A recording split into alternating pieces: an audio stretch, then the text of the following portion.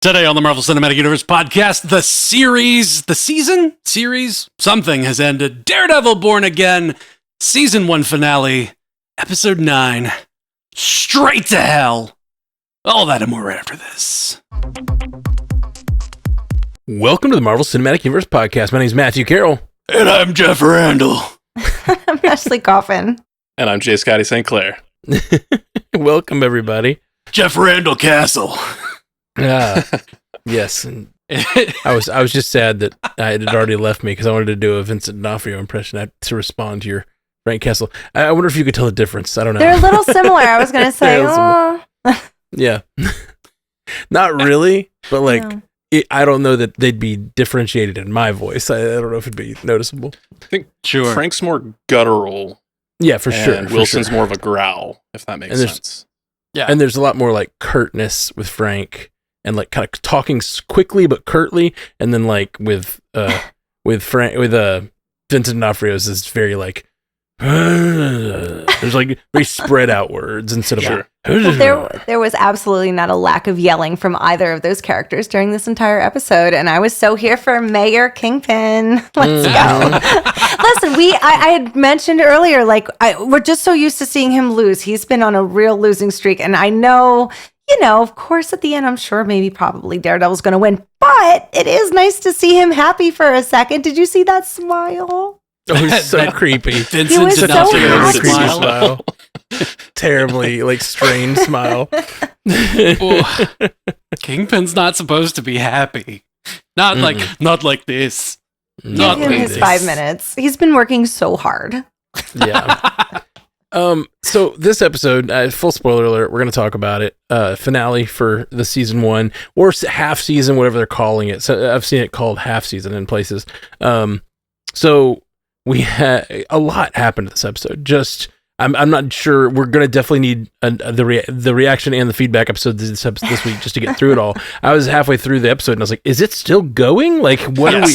I paused it and I was like, oh, there's still 20 minutes left. It wasn't that long. It's just the exposition. It was very exposition heavy, like lots of scenes, lots of things happening. The whole, like, it felt like in a normal Daredevil season, if they hadn't been sort of rushing to get to where they wanted to be, with like all the change ups and everything, it felt like this could have been 3 episodes, which made it feel a lot more like a movie to me instead of like sort of having this happen the next week or like there's like the Frank in the house episode, and then there's the studying Red Hook and all that stuff, and then the failed assaults at the end. There's like 3 very distinct story beats that happen in this episode that could have been their own episodes.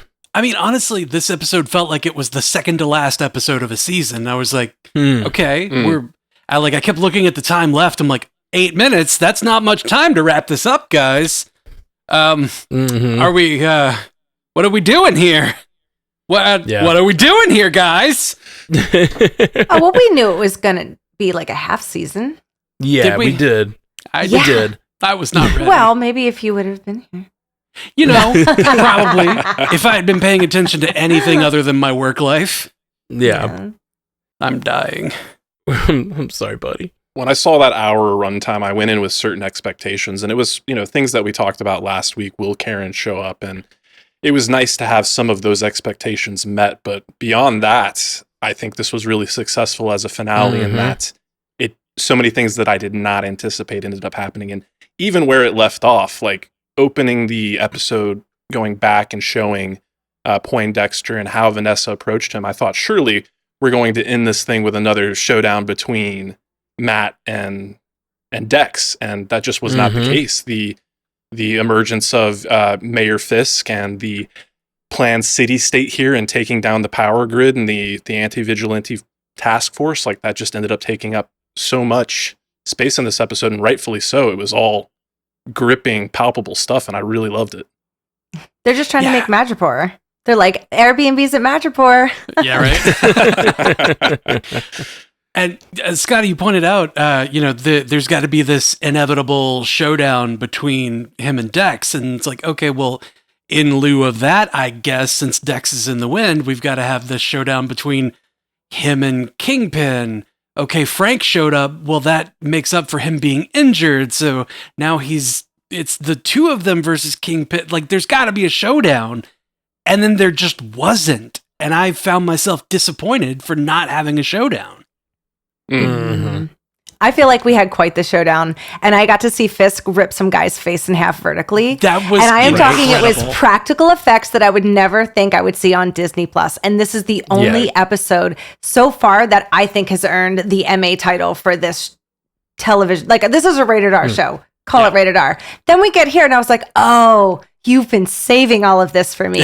And then when he beep boop bopped his chin and his head and was like, iconic. Yep. Yeah. It was great. It's like, oh, all of the F-bombs were leading up to this moment. Yeah. The whole episode, I kept thinking about the violence and be like, man, the Punisher is just changing the violence level of the show immensely. Yeah, the amount of great. blood Loved and it. gunshots with blood flying everywhere, the knife out of the neck with blood spray. And then I was like, that's where all the violence has been waiting to come in. And then Fisk ripped that guy's head off. I was like, nope, there it is. That's way worse. That was so much gorier than anything Frank had done. Well, I was honestly like more than the Netflix shows too. I don't think That's what I was anybody going to say. In that single moment, I think they eclipsed anything that we ever saw on Netflix, and I just did not see that coming for Disney Plus. So I applaud them for it. I do think it might have been a little gratuitous. I'm right there with you, Ashley. Normally, I'm one for the gore, but with that one, I was like, ooh. Yeah. It is not often you get to see that on a Disney show, though. I was like, Right. Yeah. It is not often you see that outside of like body horror. Yeah. Like that level of like chin hanging off, like skin of his forehead sloughing off, like Yep. That was Ari Aster level stuff. yeah. And that guy had my favorite line in the entire thing. He goes, oh, you're out your goddamn mind, when he was talking to the one guy. I was like, Commissioner, I'm going to miss you. I know something horrible's about to happen to you, but you have been great this entire time with your one-liners. Oh. Yeah, he was. When Fisk started squeezing his head, I was just like, is he crushing another skull? Yeah. Like, When is you're that good what's at happening right something- here? No need for car door this time. Just He's like, I don't need a car door anymore. Ugh. I've watched Game of Thrones season 4. Aw. That's the thing. That's Fisk watched that and he's been inspired. Right. Yep. Yeah. I do have to ask, though, just from kind of like a technical standpoint, did you guys notice that the skip, at least for me, the skip intro was not available for this episode? I did notice that. Oh, that's Okay, fun. yeah. We always, in this household, no matter what show we watch, we will always watch the full intro at the finale of a season. Or Oh, at the especially finale. like a season or a series. I actually fast forwarded through it because I was running late and I didn't want you guys to wait on me too much. That's funny because normally I feel guilty about skipping intros, particularly if it's a really well done one. I like to watch them, but for the show, too. knowing that we were going to podcast, I typically did skip them. Gotta And I was keep like, it okay, going. I appreciate you forcing me to take this in and examine the imagery again. That is Yeah. for you being professional, Jay Scotty. You're being professional. That's right. I never skip them for Daredevil. Because in the, like, when it starts up and you get the names, that like kind of indicates what path of the story they're going down this time. Good point. So Sure. when I was like, I don't need any saw, spoilers. I saw Deborah Ann Wool and I saw, John Bernthal. I was like, oh shit, Mhm. we're getting the whole gang back together. Well, All they right. blew it with the cover photo. I was like, Yeah. oh, I guess God. Punisher's in it. Yeah, when it was the two of them standing there in the headlights, I was like, Deer in headlights. I was like, okay, Well- cool. I said, babe, it's a good one. Ken, it's gonna be great. It's going to be a You're good gonna one. love it. Oh You god. mentioned Dex. Did we see Dex other than in the intro? At Yes. the end, he was in his Oh, that's right. hideout. Yeah, hold That's up right. there. That's right. Yeah, he adjusted a picture frame and then looked out the broken window, and that's it. Yeah. Which ended up being nice parallel imagery when you had Daredevil and Josie's doing the same thing, and you kind of had the newspapers matted to the window, and you could see Daredevil through the crack. It's pretty cool. Yeah. They were matted. Sorry. I was confused. I thought Matt went back to his law firm, and then I was like, oh, it's Bounce Devil. Oh, okay. Yeah. Yeah. I thought that was the law firm too for a second. Oh, maybe it was. I don't think so. They had like, okay. There was little like pink roses on the window, on the curtains, and I just don't remember that being something that they had at the law firm. I might also be wrong, but I feel like I paid attention to detail more. To Ashley's point, like, it is very strange. Like, you were talking about, you were expecting a Dex moment. It is very strange for the episode to start with, like, Dex backstory and, like, show him in the hospital and everything, and then really not go back to, I mean, yes, they showed him at the end, but, like, this was not his episode. When they started the episode off with him, I was like, okay, this, like you said, this is going to be a big Dex finale, and then, like, no more Dex hardly. So that was surprising, and I'm assuming that will lead to more of him next season, with the task force running the city. This has very Dark Knight Rises vibes with That's like Bane exactly running what the I city. Totally. Yeah. Totally. Yep. Choose your sides. I shall be New York's reckoning. Cults will be donned. Yeah. Your punishment must be more severe. Coming off of last week, we were talking so much about Matt's decision to make the sacrifice and to save Fisk, and we were, at that point, we were under the impression that it was motivated by that line from Bullseye. That's what a good man does, right? He defends even his worst enemy. Yeah. And we find out through this episode that I don't know if that's necessarily true. Like Matt says, I heard somebody, and and it might have been by way of needing to make excuses, like while he was in the hospital. I remember he said something like, "I just heard a gun, so I just reacted." That makes sense. No, he said that to Heather. He's lying. Yeah, to Heather. he's lying. Like, Yeah, he's just lying to Heather. Absolutely lying to Heather. But I do believe that he's like, I don't know why I did it. Like, I just feel Frank, like, right? That's when he with said, Frank. I don't know, Yeah. right? Yeah, he's like, shit, man, I don't know. Like, it's just what I do. I don't know why I do things. "You're gonna take a bullet for him too, asshole." Yeah, like, you step in front of bullets for him too. That's just what you do now, Red. I was like, Mom, Dad, stop fighting. Yeah, that whole first third with them in the house was just so much fun. Oh, yeah. Like, Matt is not everything getting his between security deposit back. No, definitely not. Oh Definitely my not. God. It was just all the one-liners back and forth between them was so good, and Frank just being Frank, just all the They come up here. I'm everything not he playing says. patty cake with them. So good, and then that moment he asked him, I was annoyed that Matt didn't answer the question. I think that will be a ongoing question. I think he will have to think on it, and we will get another conversation at some point, because I think that was really an unsatisfying answer, because I think it's clear why he did it in a way, and that is that he, like, that's who he is. That's his belief system at his core, and like the same reason he did it and jumped in front of the bullet for this other guy, just like Frank made fun of him for, And then shot someone else. Yeah, I know, that was so good. Frank really tried, about though. this He was guy? like, Bang. do it, Red. Yeah. Yeah. You just can't stop yourself, can you, Frank? So, he's a bad guy. You need to shoot him right in the face. It's funny, Matt, you were saying, he didn't answer the question.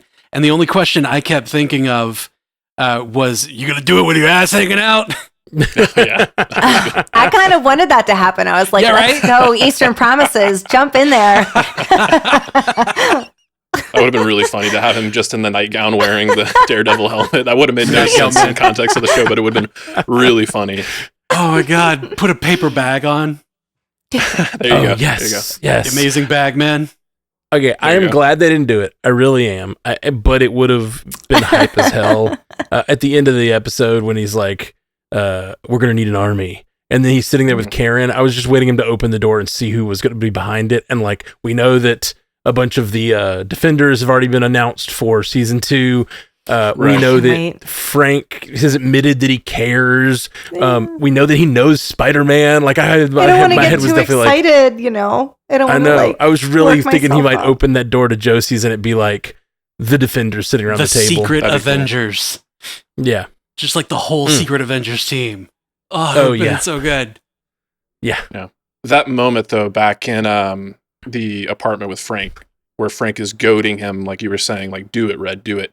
And he hits him with the billy club, and it's a brutal hit to the jaw for this guy. But the way Matt almost falls, like, and I know he's been shot in the shoulder, but just the fact that he was that emotional in that moment, that he like almost lost his balance, I was like, took note of that. I'm pretty sure he's dead now. Like, I don't know what you're like. I'd be dead. I'd be dead if you hit me like that. I wouldn't survive a hit like that. I saw him hit somebody against the wall, and there was just blood behind him as he went down. I was like, that guy's dead too, Daredevil.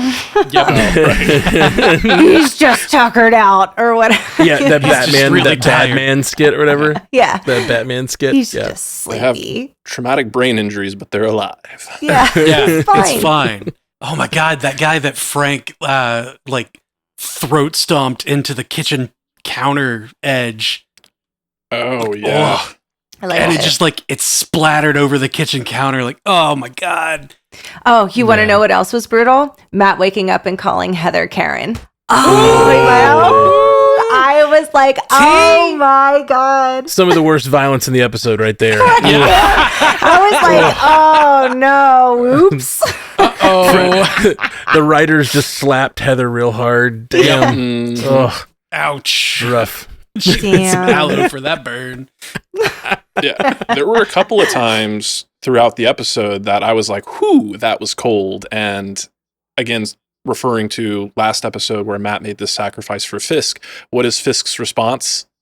A dead hero is better than a live vigilante. I was just like, ooh, that is cold for you. That is low. Our entire feedback episode, we talked about how, like, what is Fisk's response going to be? Is it going to change his mind about Matt Murdock? Is he going to feel beholden in some way to Matt Murdock after this? Like, no, he's just like, go kill Matt Murdock. Also, we really banked on him not knowing about Foggy, and I don't think he knew. I think that when all this started, he probably started asking questions. So I feel like this is new knowledge to him, but he does know, and I would just like to know the timeline because I can't trust him at all anymore. Okay, yeah, right. Can't trust anything. Vanessa's really good. To be honest, I would have trusted her too. I'm really bad judge of character.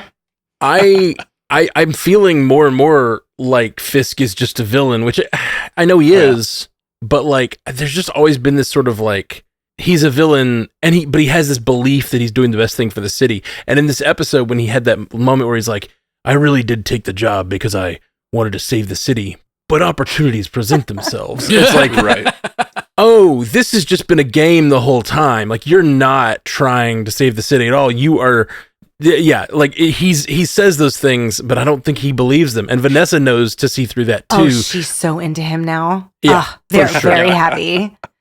Yeah. Yep. We could all only wish for a happiness like that, I guess. But when he was like, I'm evil again, and you like the blood splatter, I know you like it on the white. We'll keep it up. We're going to put it in the dining room. Yeah. This is going right next to the painting. This suit, we're just going to put it on a mannequin right next to the painting. Yeah. Very This will be our blood spatter wall.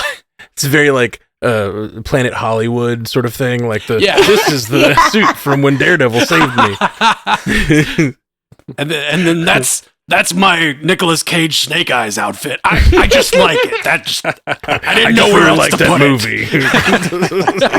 She's super proud of his vigilante zoo or whatever that is. Oh my god! It was like the end of Heretic. Was in there.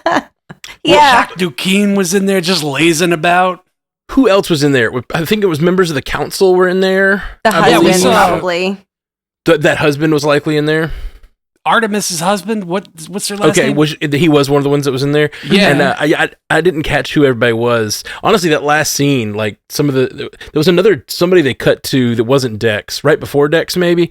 That I was like, who is that? Like I didn't know, and I was like, I've watched this show pretty closely, and I don't know who that is right now. But one of the cops or something that I just like didn't remember. I didn't either. But yeah, I know that it showed White Tiger's niece preparing.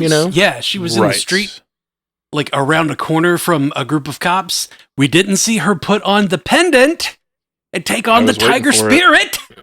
Yeah, I thought the camera was going to pan down to reveal the amulet, but they didn't go there. It's all right. No, they were very reserved, and given Disney Plus's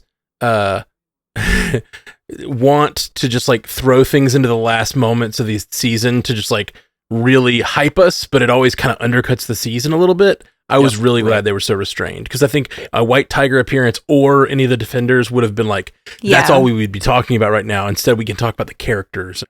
Did you guys see the Watcher on the horizon of that one shot?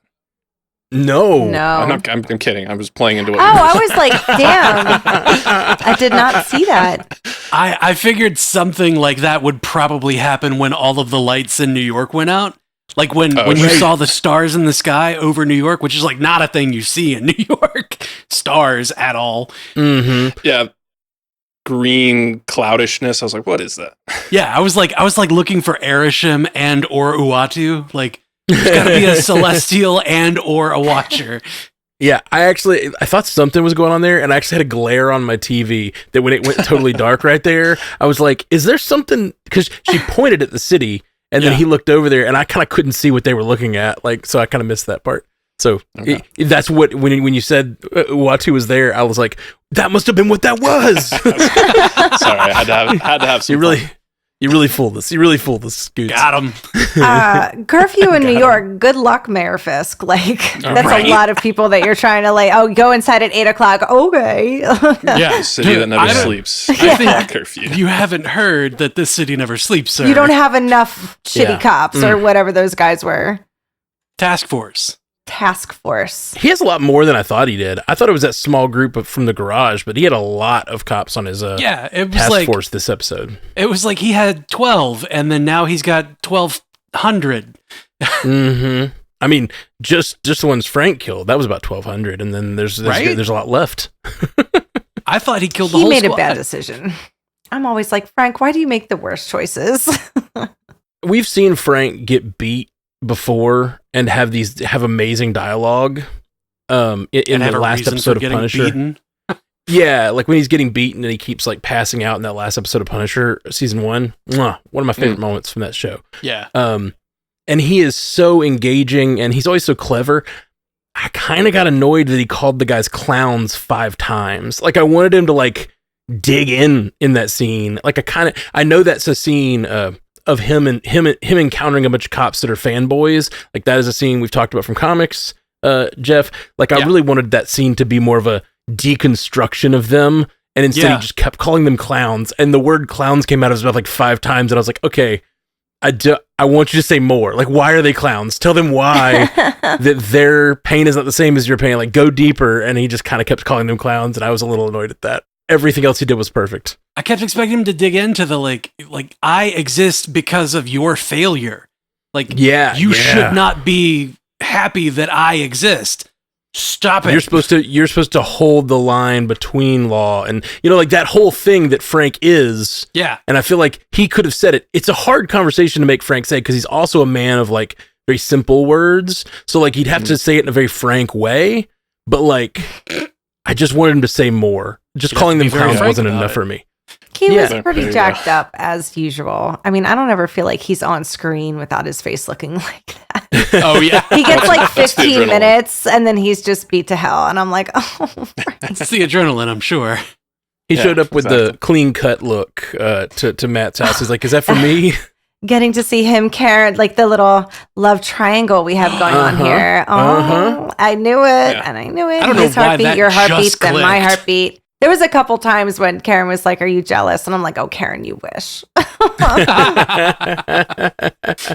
Well, I wondered if the actual reason for it, I think in universe it's really cute that he was probably doing it for Karen. He was. But yeah. For sure. Of course. But in out of universe, I was wondering if he did it for another acting job because he was this was a reshoot after the change up, and then the other shoots were, was before in the previous writing or setting. I don't know if we've talked about it on cast, but John Bernthal went on record and said he was originally approached about the original incarnation of the show to appear on it, and he didn't think that they were being true to the character, so he passed. And when they came back and said, "Oh, we're overhauling this now, will you join?" He agreed to, which is it's great to see that level of like caretaking for the character and being that invested. Yeah. But while we're talking about him, I have to come back to it. When you talking about him calling those guys clowns, and I agree, there could have been a little bit more there, but when he started to, the facade started to pull back a little bit, and you got to see some of the tenderness there when he's like, "You think you know my pain? You don't know my pain." Like I wanted more of that, but just a credit to John Bernthal. I made a note just about his grunts. We were talking about it a little bit before we got on That's cast. the Punisher grunt. He has multiple. The fact that they're like multiple syllables. It's like, like you can hear what he's saying in the grunt. Like, it's really good. It's a very Rocky thing to do. Like it's very Sylvester Stallone's Rocky. That's a good comparison. He sounds like the orcs in Lord of the Rings when they're like, man flesh. Meat's back on the menu, boys. Yeah. But very specifically, he does that for that because he plays a character very similar to this in many things that he's in. But that is very specific to the Punisher sound. Typecast.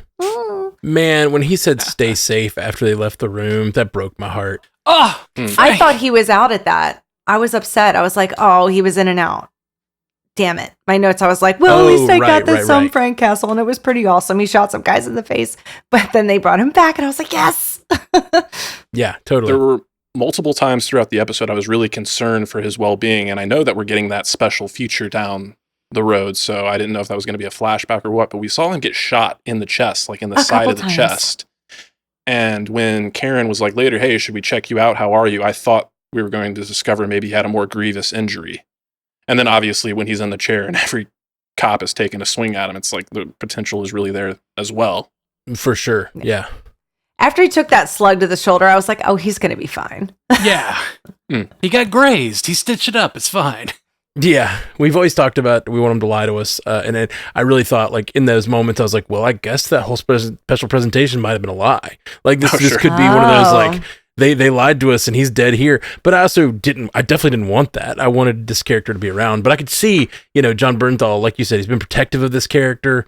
They also he's been playing this character for like 10 years. And it's like, I could see being like, well, okay, I'm ready to move on. But like, I'm glad that didn't happen. Me too. I had a thought and I'm working through it. This is a really difficult thing. How do you guys do this? I'm sorry. Having thoughts is the hard part. No, so in comics, when there's a big a big story that's going on, like a civil war, a secret invasion, Dark Reign, that kind of thing. There's the main story, and then there are the individual books that are what this character is doing during that time, during the big thing. Mm-hmm. So what do we think that maybe this Punisher special presentation might be like? What is Frank Castle doing in Kingpin martial law state? I hope so. I love that. That sounds great. They said they're going to release that special presentation alongside season 2. So I don't know if that means it's going to be happening in the middle somewhere, if it's going to be a precursor or after this season ends. I'm feeling like it might be, especially with this being the post-credit scene. I feel like that might be the next thing we see in this part is like Punisher comes back, does his thing, which leads into Daredevil season 2. I think that's pretty likely. I'm betting, or we might see, Daredevil and team shows up to the zoo that Wilson has, and there's one empty cage with just shackles hanging from it, and oh, I wonder who was in there. What an idiot that Anthony was. Like, what were you doing? I was like, Anthony, come on, just shake my hand. Not even a second hesitation. He was like, yeah. Yeah, he's okay. I'll shake your hand. I like this. Anthony, you idiot. You deserve that, Anthony. Totally. Seeing Punisher go for that sort of a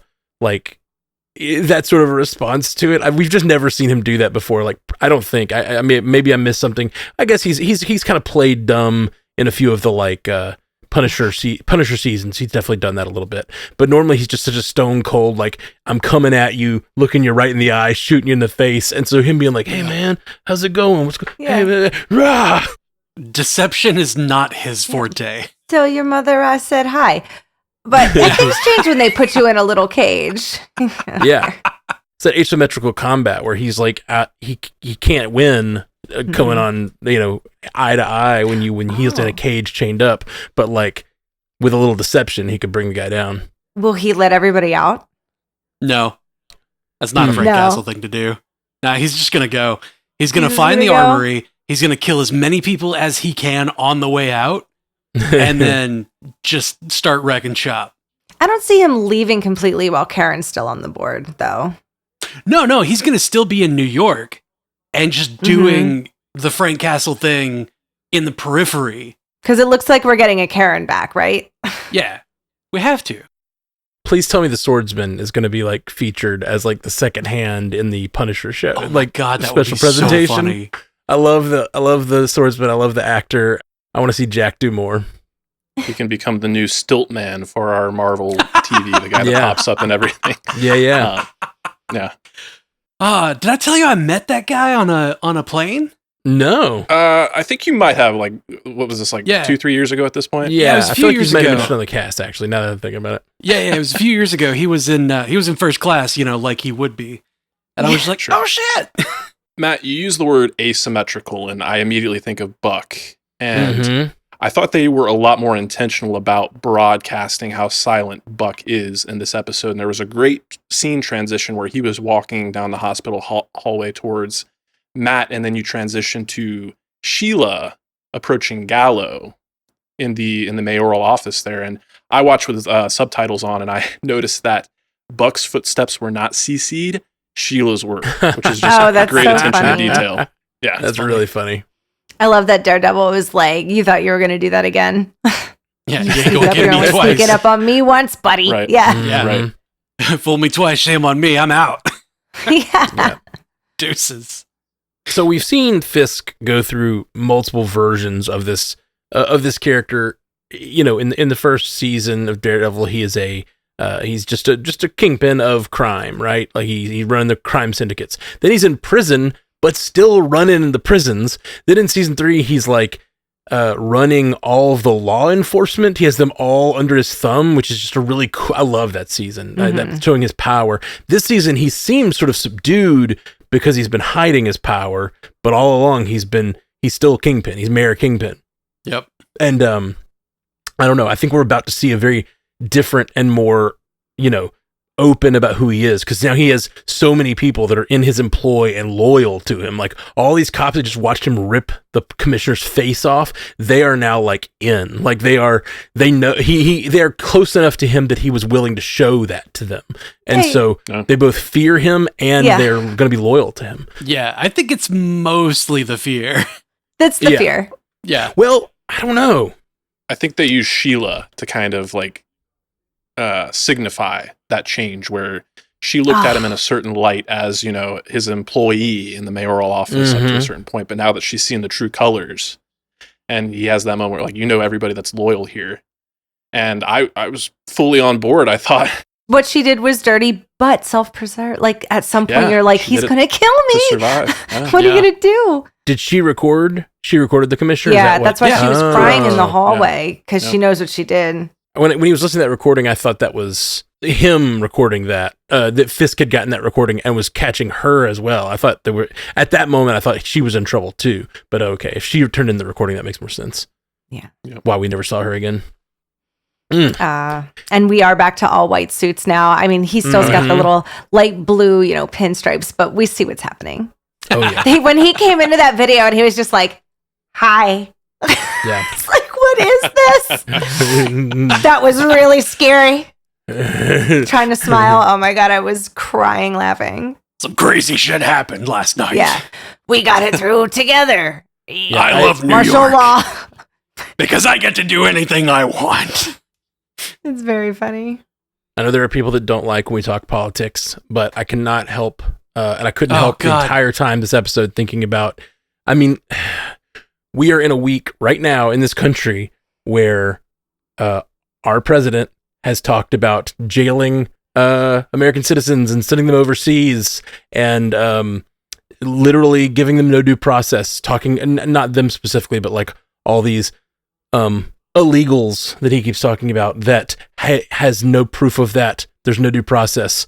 And it's just like, literally while we're going through that in the real world, Fisk has taken over New York and talking directly to the cops about having no due process. He's like, no, they don't, we will not do due process, and we will encourage violence. And No, not encouraging violence.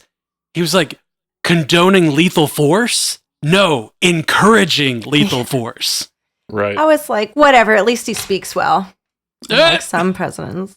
I know that they are making parallels to Trump on purpose, but the fact that this came out this week, which means it was shot like a year ago, and they're talking about all this due process stuff directly juxtaposed against Donald Trump doing the same thing is so insane. And like the way that when they wrote this, the election hadn't even happened. So it's like, it's just wild that this fell on this week and all the stuff that's going on. And if you guys aren't watching whatever news, like it's wild out there. It's real wild out there. The one that really got me was the like, who's loyal. I want to purge everyone who's not like enthusiastically on board with this. Send them home. I was send them home. I was like, oh shit. Damn. Oh, that's too real. Yep. It is way too real. To see how that permeates to the people on the street, like the scene with the beat cops, that guy Bert, like, Jesus, Bert, he's just a kid. He's not a kid. And he pulls down the hoodie. He's a vigilante. Yeah. This week, they sent a guy to El Salvador, and now they are calling him a terrorist. Donald Trump's people are on the news calling him a terrorist, and there's never been any court filings to that effect. Nothing in the paperwork. They just deported a guy and sent him to an El Salvador intentionally violent facility and call him a terrorist. And there's just no evidence of that at all. And it's just like, this is the same thing. This guy's on the ground. They pull his mask down. And like, if you're not seeing these parallels, you're not watching what's going on. Sorry. I know we're probably wanting to move away from this, but it was a big part of this episode for me. Matt, this is an escapism podcast. Yeah, tell that to the writers of Daredevil. We're not going to be able to escape this. And then the ending, and it's meaningful. Like the resist, rebel, rebuild, and rebuild is so hopeful. The idea that when you're in such a dark moment of a dark political moment, like is on the show right now. The idea that we can resist and we can rebel, like that's a thing we have to do to get this all to stop. But the idea of rebuilding and having that as part of the mantra that Daredevil says at the end is really hopeful and like was emotional to me. I really found that nice. Yeah, just watch though. We're gonna get hand ninjas next, and it's gonna be fine. Hand ninja for mayor. Yeah, there you go. Mayor hand. Nah. That speech that Matt had was kind of what kickstarted the whole sequence that was like panning around to our various characters and where they're at. And while it was effective for some characters, I do think it kind of like underpinned how forgotten some characters were, like Kirsten. It was like when I saw her, and even Cherry, even though it was nice to see Cherry there at the bar, I was like, oh, Cherry, I kind of forgot about you. There you are. Where was Kirsten? He pops up in every episode for like a minute to be like, Matt Murdock, what are you doing? And I'm like, oh my God. Here comes Cherry again. Yeah. Kirsten, I want to say, was in their office, but she was by herself, and she had a piece of paperwork that I think might have been the same paperwork that Karen and Matt, okay. I don't know for certain. She's not in the resistance yet. So I really love this, like them sitting there, gathering around the table, building a resistance. It's just going to be such a fun season of television. I feel like Jessica Jones. Like, right? Come on, yes, man. Jessica Jones, Jessica of course. Jessica Jones. Give me Luke Cage. Give me Jessica Jones. Like, Give me, I don't know. I won't get too bring excited. in Kamala Khan because Yusuf. Yeah. knows Oh him. gosh. It could be a lot of people. Kamala Khan. She-Hulk?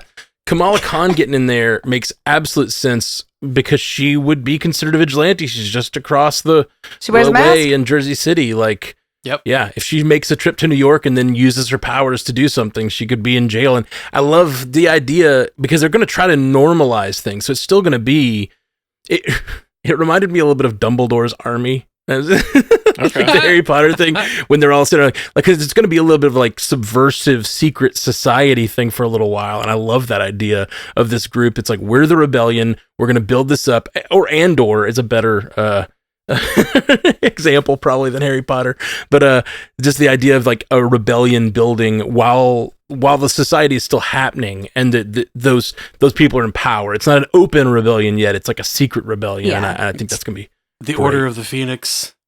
Yeah, Or the Yeah. the Order of the Daredevil. Well, it'll be interesting to see where Spider-Man's supposed to fall in all of this. If this is our universe and everything is connected, well, he is now also running around New York as a vigilante masked person, and there's other masked people out there. So, like, what is it going to mean? So maybe we're going to get, like, see, I don't want to go, like, yeah, are we going to get Tom Holland? No, I got to keep it low. I got to keep myself, like, keep those expectations. I'll be lucky to get Loris Tyrell. I don't know what that guy's real name, the Danny Rand guy. Like, that's what they'll probably give us.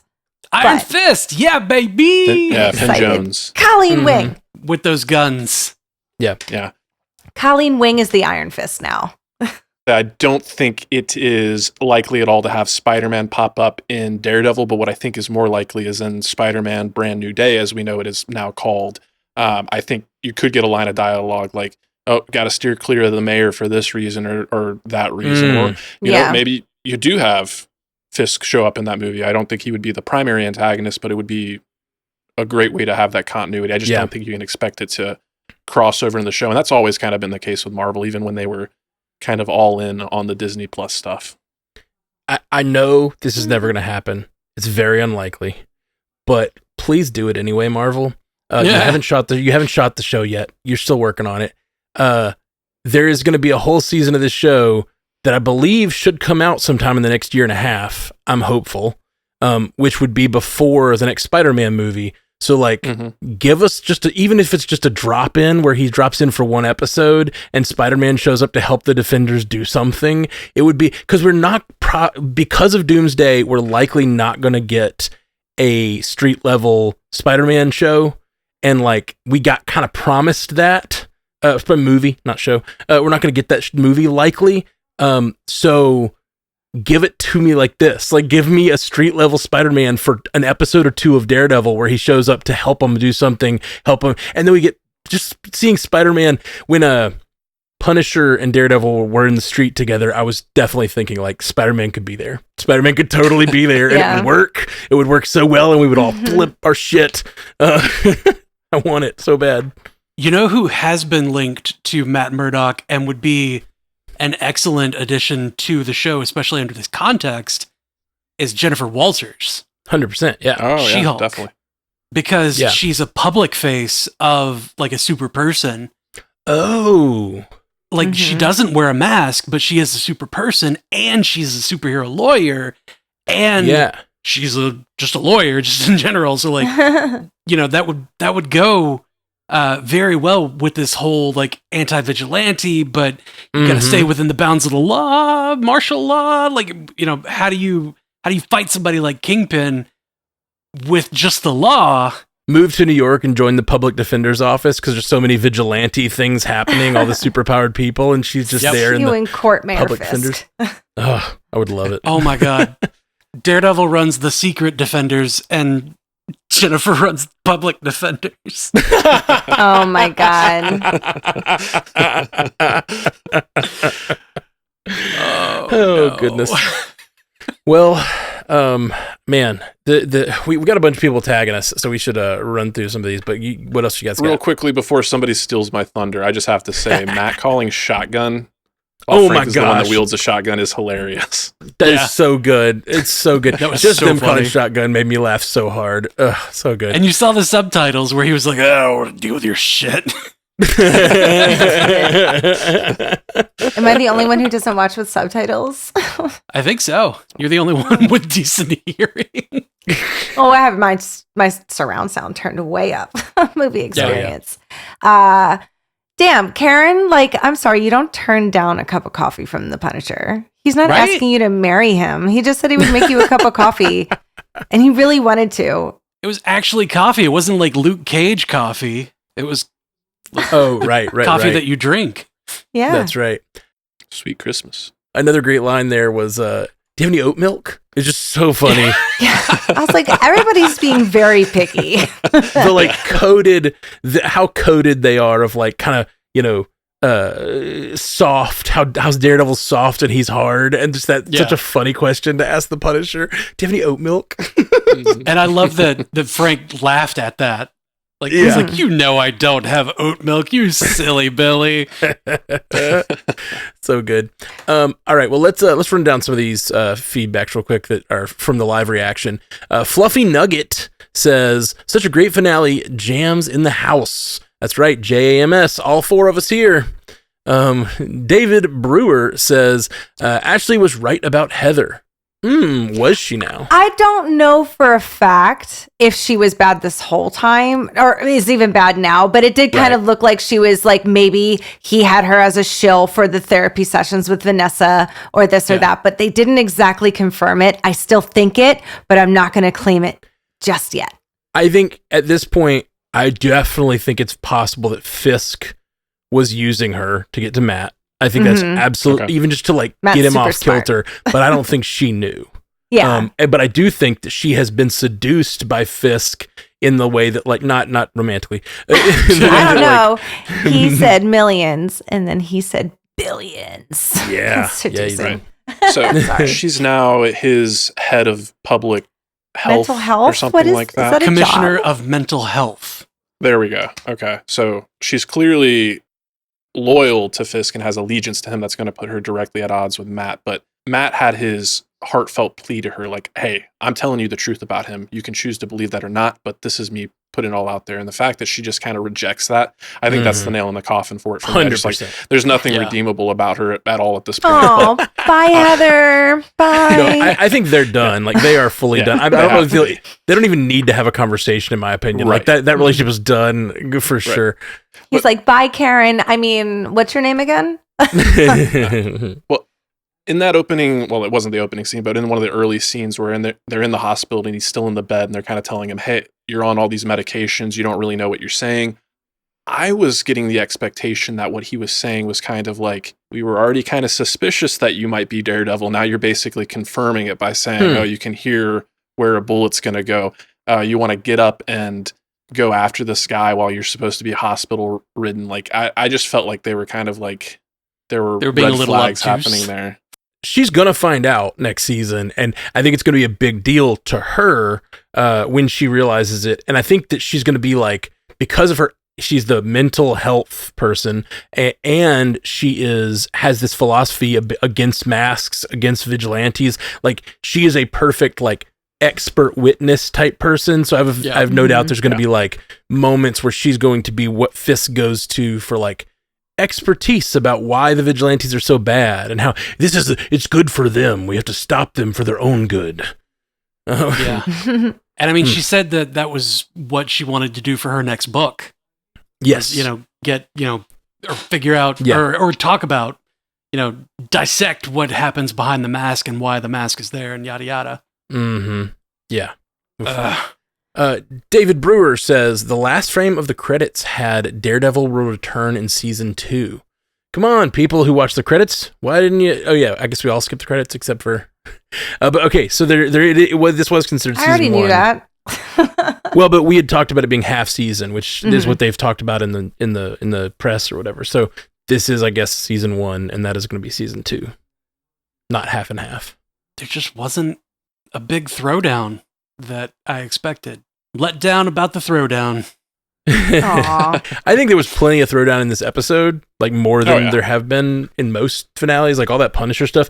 Me and Ashley talked about it on the feedback episode, how if Daredevil's hurt this last episode, we had talked about if Frank steps in, is it going to turn too much into the Frank show? And I think they avoided that, but just barely. You know what I mean? Yeah, like this right. Like this was very much a Punisher episode with just enough Daredevil to call it a Daredevil episode. Yeah. When they're working in simpatico with each other, it kind of reminds me of like the things I love the most about the Daredevil seasons, but also like when Danny Rand and Luke Cage would like have their team up episode, like when they would fight together and it just looked like a ballet.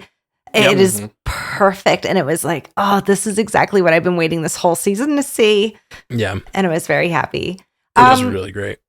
I kind of also took from it that like, I was happy that Matt got to find out like it wasn't him personally as Daredevil that got Foggy killed. Just like I always feel bad for Matt and he's always has the worst going on. Like it technically wasn't a like revenge thing because he was Daredevil. It had literally nothing to do with you, Matt. Yeah. Yeah, for sure. Michael Melvin says, So who do we think will be on the team? Punisher, Jessica Jones, Luke Cage, Iron Fist, anyone else? Echo? Maybe, slightly squeals and really hopes, Spider-Man? Yeah. We can hope. We can hope, Michael. Jennifer I hope Walters, Jessica. Miss Marvel. You know who else lives in New York and knows Jack Dukeen? Kate Bishop. Bishop? Kate Bishop. Yeah. She's in San Bishop. Fran right now, right? No? I don't know why I think she's in San Francisco. What was happening in San Francisco? No, last we saw her, she was with older Hawkeye at his house. Well, wasn't last we she? saw her, she was with Kamala. Oh. Which one is it? I'm confused now. Kamala Khan. Kamala. Yeah, I spent the last year trying to unlearn saying Kamala. Yeah, it's been very hard. And now I'm back trying to unlearn it the other way. But Yusuf told us in the episode that he was in that Kamala was in California visiting friends. I guess Bruno, Caltech. Is that what I was thinking? Okay. Yeah. So she's there. However, it's just a plane ride. It's only a few hour plane ride. And right next to her on the plane could be one Jennifer Walters. I'm just saying. Yeah, sure. River Fox says, when Daniel was threatening the counselors, even I was scared of him at that point. Me too. No. I was. I'm scared. He was not shy about showing that chest hair. He's like, I'm a man. You will recognize. I've got hair everywhere now, Ma. I'm a man. River Fox says, is Spider-Man legally allowed to be in the series because of the Sony stuff, though? They'd have to make it part of the deal, but they could make a deal, just like they make a deal for the movies. They might, earn the ire of Sony if they do this, but I think they could if they want to get really technical about it. Like we're talking about silhouettes and stuff like that. If he's just in the suit and he's technically animated, can you just have him maybe swing by real quickly and say a quip off screen? I'd be down for that.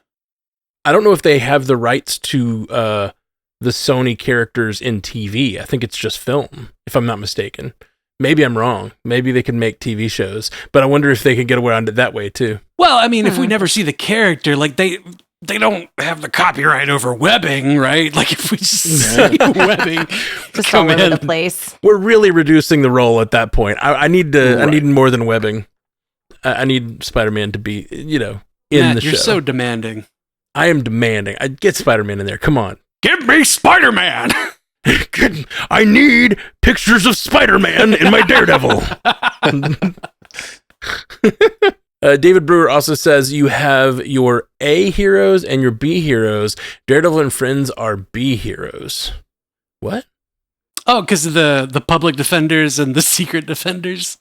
Oh, yeah. You've got, your outs and your ins. Your outies and your innies, yeah. Yeah. It's a real Severance vibes. Belly buttons? Innies and outies, belly buttons. There's somebody else who is amazing who lives in New York. Colleen Wing. Yes. We don't know where she is right now. She's the new Iron Fist. Yep. One of them. So Danny Rand could just stay home. Yeah. Give us Colleen Wing. Yeah, Danny's still out traveling the world. I'm Colleen Wing and I'm here. Give us Daughters of the Dragon. Yes. Give me it. Misty. Yeah. Bring back Elektra while you're at it.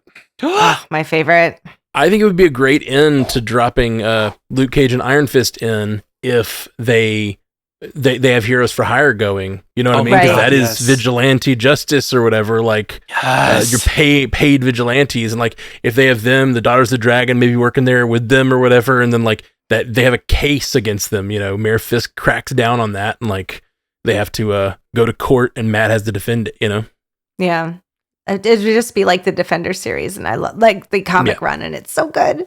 Mm-hmm. Oh shit! The Punisher special. He breaks out.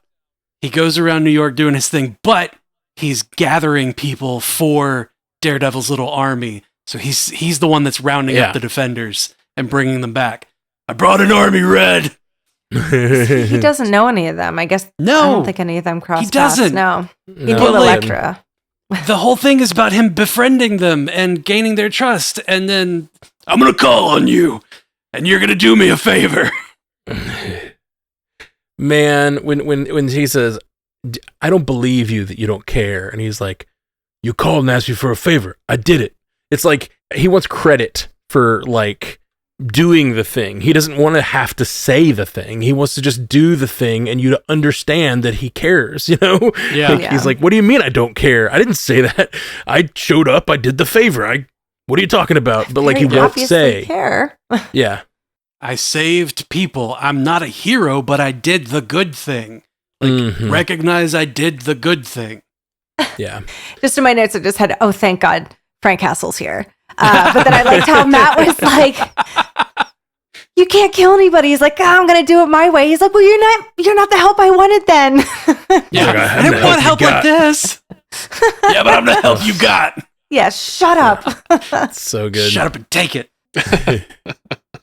All right. Well, I think that's about it for tonight. We will be back this week to talk more Daredevil. We could go a long time on this episode. There's so much in there, and there's so much more to talk about. So send in your feedback, mcucast@gmail.com. We'll have a great feedback episode this week. Maybe next week. We got a few weeks till Thunderbolts. I don't know if we're going to try to squeeze in a rewatch of something, maybe Ghost or maybe that Ant-Man 2 or something. Yeah. I feel like that's the one I'm least familiar with, where Ghost, her character.